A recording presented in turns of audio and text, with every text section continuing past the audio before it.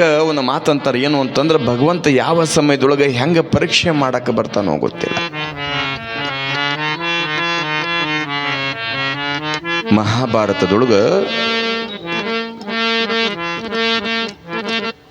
ವಿಶೇಷ ಏನು ಅಂತಂದ್ರೆ ಧರ್ಮರಾಜ, ಭೀಮ, ಅರ್ಜುನ, ನಕುಲ, ಸಹದೇವ, ಮಡದಿಯಾಗಿರ್ತಕ್ಕಂಥ ದ್ರೌಪದಿ 14 ವರ್ಷ ವನವಾಸ, 1 ವರ್ಷ ಅಜ್ಞಾತವಾಸಕ್ಕೆ ಹೋದಂಥ ಸಮಯದೊಳಗೆ ಅಜ್ಞಾತವಾಸದೊಳಗೆ ಯಾರ ಕಣ್ಣಿಗೆ ಕಾಣಂಗಿಲ್ಲ, ಕಂಡ್ರೆ ಮತ್ತೊಳ್ಳೆ 14 ವರ್ಷ ವನವಾಸಕ್ಕೆ ಹೋಗ್ಬೇಕು. ಹೀಗಿರುವಂಥ ಸಂದರ್ಭದೊಳಗೆ ಅಜ್ಞಾತವಾಸದೊಳಗೆ ಇರಬೇಕಾದ್ರೆ ದುರ್ವಾಸ ಮುನಿಗಳು ಅಂತ ಬರ್ತಾರ. ದುರ್ವಾಸ ಮುನಿಗಳು ತಮ್ಮ 101 ಶಿಷ್ಯನ ಕರ್ಕೊಂಡು ಅದ ಅಡವಿಯೊಳಗೆ ಬರಬೇಕಾದ್ರೆ ಅಡವಿಯೊಳಗೆ ಕುಟೀರ ಹಾಕ್ಕೊಂಡು ಅದಾರ. ಇರ್ಬೇಕಾದ್ರೆ ಅವರು ಮಾಡಿರ್ತಕ್ಕಂಥ ಗಡಿಗೆ ಒಳಗೆ ದ್ರೌಪದಿಯನ್ನು ಅನ್ನ ಮಾಡಿಲ್ಲ. ಅನ್ನ ಮಾಡಿ 5 ಮಂದಿನೂ ಕೂಡ 6 ಮಂದಿನೂ ಕೂಡ ಹಿಂಗೆ ಅನ್ನವನ್ನು ಎಲೆಯೊಳಗೆ ಹಾಕ್ಕೊಂಡು ಇನ್ನೇನು ಲಿಂಗೈನ ಸಮರ್ಪಣೆ ಮಾಡಿ ಹಿಂಗೆ ಪ್ರಸಾದ ಮಾಡ್ಬೇಕು ಅನ್ನೋದ್ರೊಳಗಾಗಿ ಯಾರು ಬಂದರು ಅಂದ್ರೆ ದುರ್ವಾಸ ಮಹಾಮುನಿಗಳು ಬಂದರು. ಇದು ಗೃಹಸ್ಥರ ಮನಿ ಅಂತ ಕರೀತಾರ, ಇದು ಸಂಸಾರಿಕ ಮನಿ ಅಂತ ಕರೀತಾರ.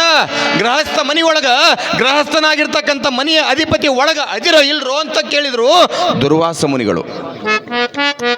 ಹಿಂಗ ಅನ್ನ ಒಂದು ತುತ್ತ ಬ್ಯಾಗ್ ಇಟ್ಕೊಂಡಾರ. ಮನೆಯ ಹಿರಿಯನಾಗಿರ್ತಕ್ಕಂಥ ಧರ್ಮರಾಜ ಹೊರಗೆ ಬಂದು ನೋಡ್ತಾನ, ದುರ್ವಾಸ ಮುನಿಗಳು ತಮ್ಮ 101 ಶಿಷ್ಯರನ್ನ ಕರ್ಕೊಂಡು ಬಂದಾರ. ಧರ್ಮರಾಜ ಅಂದ, ಯಪ್ಪ ಬರ್ರಿ ದುರ್ವಾಸ ಮುನಿಗಳೇ. ತಾವು ಬಂದಿದ್ದು ಬಹಳ ಖುಷಿ ಆಯ್ತು ಅಂತ ತಿಳ್ಕೊಂಡು ಧರ್ಮರಾಜ ಯಾವಾಗ ದುರ್ವಾಸ ಮುನಿಗಳನ್ನ ಕರೀತಾನೆ, ಕರೆದಂಥ ಸಮಯದೊಳಗ, ನೋಡು ಧರ್ಮರಾಜ, ನೀನು ಗೃಹಸ್ಥನಾಗಿದ್ದೀಯಾ, ನೀನು ಸಂಸಾರಿಕನಾಗಿದ್ದೀಯಾ. ಕಾರಣ ಗೃಹಸ್ಥನಾಗಿರ್ತಕ್ಕಂಥವನು ಸಂಸಾರ ಜೀವನವನ್ನು ಹೆಂಗೆ ಸಾಗಿಸ್ಬೇಕನ್ನುವಂಥದ್ದನ್ನ ಮೊದಲು ತಿಳ್ಕೊಂಡಿರ್ಬೇಕು.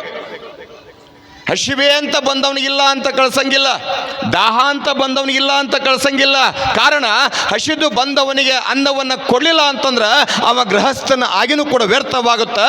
ನೀವೊಬ್ಬ ಗೃಹಸ್ಥನಾಗಿದ್ದೀಯಾ, ನೀವೊಬ್ಬ ಸಂಸಾರಿಕನಾಗಿದ್ದೀಯಾ, ಸಂಸಾರ ಜೀವನವನ್ನು ಗೃಹಸ್ಥ ಆಶ್ರಮವನ್ನು ಹೆಂಗೆ ನಡೆಸ್ಕೊಂಡು ಹೋಗ್ಬೇಕಂತ ಗೊತ್ತಾಗ್ಯದ. ನನ್ನ 1008 ಗಾಯತ್ರಿ ಮಂತ್ರವನ್ನು ಅಂತೀನಿ, ಅಷ್ಟರೊಳಗೆ ನನ್ನ 101 ಶಿಷ್ಯನ ಮೊದಲು ಮಾಡ್ಕೊಂಡು ನನಗೆ ಪ್ರಸಾದ ರೆಡಿ ಮಾಡ್ಬೇಕು ಅಂದ್ರೆ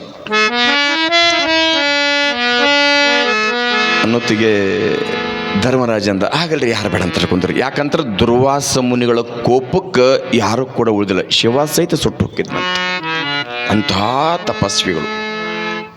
ಯಾವಾಗ ದುರ್ವಾಸ ಮುನಿಗಳು ಹಿಂಗ ಗಾಯತ್ರಿ ಮಂತ್ರ ಜಪ ಮಾಡಕತ್ತಾರ, ಮನೆಯ ಹಿರಿಯನಾಗಿರ್ತಕ್ಕಂಥ ದುರ್ವಾಸ ಮುನಿಗಳ ಮಾತನ್ನು ಕೇಳಿ ಧರ್ಮರಾಜ ಒಳಗೆ ಬಂದ ಮಡದಿ ಕೇಳ್ತಾನೆ. ಮತ್ತೆ ಹಿಂಗ ಬಂದಾರ, ಮತ್ತೆ ಮಹಾತ್ಮ 101 ಶಿಷ್ಯರು ಬಂದಾರ. ಮತ್ತೆ ಮನೆಯೊಳಗೆ ಏನದ ಜಲ್ದಿ ಅಡಿಗೆ ಮಾಡಂದಾಗ ದ್ರೌಪದಿ ಅಂದ್ಲು, ಪತಿದೇವ ಮನೆಯಾಗ ಅಡಿಗೆ ಮಾಡಿನಂದ್ರೆ 1 ಕಾಳ ಅಕ್ಕಿಲ್ಲ, ಇವತ್ತಿನ ಊಟಕ್ಕೆ ಸರಿ ಆಯಿತು, ಹೊಳ್ಳಿ ಮತ್ತೆ ಇನ್ನೊಮ್ಮೆ ಅಡಿಗೆ ಮಾಡ್ತೀನಿ ಅಂದ್ರೆ ಮನೆಯಾಗ 1 ಕಾಳಿಲ್ಲ.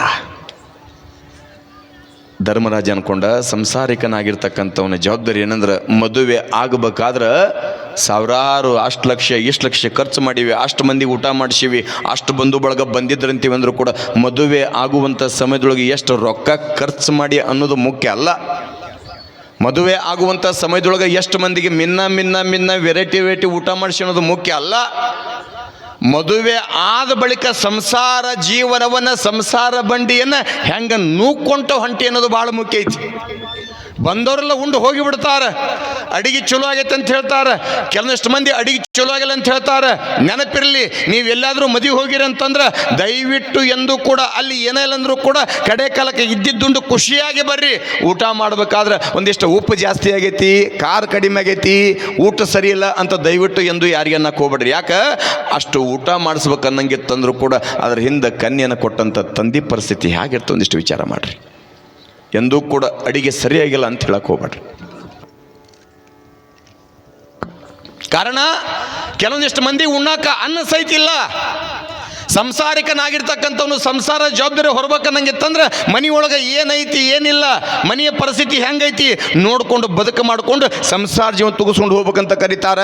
ಧರ್ಮರಾಜ ಅಂದ ಇದು ನಾನು ತಿಳಿಲಿಲ್ಲ ಅಂತ ತಿಳ್ಕೊಂಡು ಅನ್ನೋದ್ರೊಳಗಾಗಿ ದುರ್ವಾಸ ಮುನಿಗಳು ಮತ್ತು ಗಾಯತ್ರಿ ಮಂತ್ರ ಪಠಣ ಮಾಡಕತ್ತಾರ. ಅವ್ರು ಗಾಯತ್ರಿ ಮಂತ್ರ ಮುಗಿದ್ರೊಳಗಾಗಿ ಅವರನ್ನು ಮೊದಲು ಮಾಡ್ಕೊಂಡು ಅವ್ರ ಶಿಷ್ಯರಿಗೆ ಪ್ರಸಾದ ಮಾಡ್ಬೇಕು. ಏನು ಮಾಡ್ಬೇಕು? ದ್ರೌಪದಿ ಅನ್ನಕತ್ಲು, ಇದು ಎಂಥ ಕಷ್ಟದ ಪರಿಸ್ಥಿತಿ ಬಂತಪ್ಪ ಶಿವ. ಹೇ ಕೃಷ್ಣ, ಕಾಯವನು ನೀನ, ಕೊಲ್ಲವನು ನೀನ, ಈ ಕಷ್ಟವನ್ನು ಕೊಟ್ಟಿ ಅಂತಂದ್ರೆ ಈ ಕಷ್ಟವನ್ನು ಪರಿಹಾರ ಮಾಡೋನು ನೀನಂತ ತಿಳ್ಕೊಂಡ ದ್ರೌಪದಿ ಒಂದು ಕ್ಷಣ ಕೃಷ್ಣನ ಸ್ಮರಣೆ ಮಾಡುವಂಥ ಸಂದರ್ಭದೊಳಗೆ ಆಶ್ಚರ್ಯ ಏನು ಅಂತಂದ್ರೆ ಕೇಳ್ತಾನೆ, ಏನು ಮಾಡ್ಬೇಕಂತ ತಿಳ್ಕೊಂಡು ವಿಚಾರ ಮಾಡೋದ್ರೊಳಗಾಗಿ ಆಗಿನ ಸಮಯದೊಳಗೆ ಆತ ಹಾಗಾದ್ರೆ ನಮ್ಮ ಮನೆಯೊಳಗೆ ಏನೂ ಇಲ್ಲ, ಸರಿ ಹಾಗಾದ್ರೆ ದುರ್ವಾಸ ಮುನಿಗಳಲ್ಲಿ ಹೋಗಿ ಮತ್ತು ಯಪ್ಪ ಕ್ಷಮ ಮಾಡ್ಬೇಕಂತ ತಿಳ್ಕೊಂಡು ಬೇಡ್ಕೊಂಬಿಡೋಣ, ಅವ್ರ ಪಾದಕ್ಕೆ ಬಿದ್ದು ಬಿಡೋಣ, ಅವ್ರ ಶಾಪಾರ ಕೊಡಲಿ ವರಾರ ಕೊಡಲಿ ಅಂದ ಧರ್ಮರಾಜ. ಬಹಳ ಆಶ್ಚರ್ಯ ಏನು ಅಂತಂದ್ರೆ ಹಿಂಗ ವಿಚಾರ ಮಾಡ್ಬಿಡ ಅಂತ ತಿಳ್ಕೊಂಡು ಅನ್ನೋದ್ರೊಳಗಾಗಿ ಕಷ್ಟ ಬಂದಾಗ ಯಾವಾಗ ದ್ರೌಪದಿ ಕೃಷ್ಣನ ಸ್ಮರಣೆ ಮಾಡ್ತಾಳ, ಆಗಿಂದಾಗ ಕೃಷ್ಣ ಪರಮಾತ್ಮ ದರ್ಶನ ಕೊಡ್ತಾನ. ದರ್ಶನ ಕೊಟ್ಟಾಗ ನೋಡ್ತಾಳ, ಭಾಳ ಖುಷಿ ಆಯ್ತು. ಏನು ಎಂಥ ಪರಿಸ್ಥಿತಿ ಅನ್ನೋದ್ರೊಳಗಾಗಿ ಯಪ್ಪ ಕಷ್ಟ ಬಂದಾಗ ನೀ ಕಾಯ್ತಿ ಅಂತ ನನಗೆ ಗೊತ್ತೈತಿ, ಅದಕ್ಕೆ ನೆನೆಸಿ ನನ್ನದ್ರೊಳಗೆ ಕೃಷ್ಣ ಪರಮಾತ್ಮಂದ ಯಾಕೆ ಏನಾಗ್ಯದ ಅಂತ ತಿಳ್ಕೊಂಡು ಕೇಳಿದಾಗ ಅವಾಗ ದ್ರೌಪದಿ ಅಂದ್ಲು, ಇಲ್ಲ ನೋಡು ಈ ಅಜ್ಞಾತವಾಸದೊಳಗೆ ಇರ್ಬೇಕಾದ್ರೆ ದುರ್ವಾಸ ಮುನಿಗಳು ತಮ್ಮ 101 ಶಿಷ್ಯರನ್ನು ಕರ್ಕೊಂಡು ಊಟಕ್ಕೆ ಬಂದಾರ, ಮನೆಯೊಳಗೆ ಒಂದು ಕಾಳಿಲ್ಲ, ಏನು ಮಾಡ್ಬೇಕು?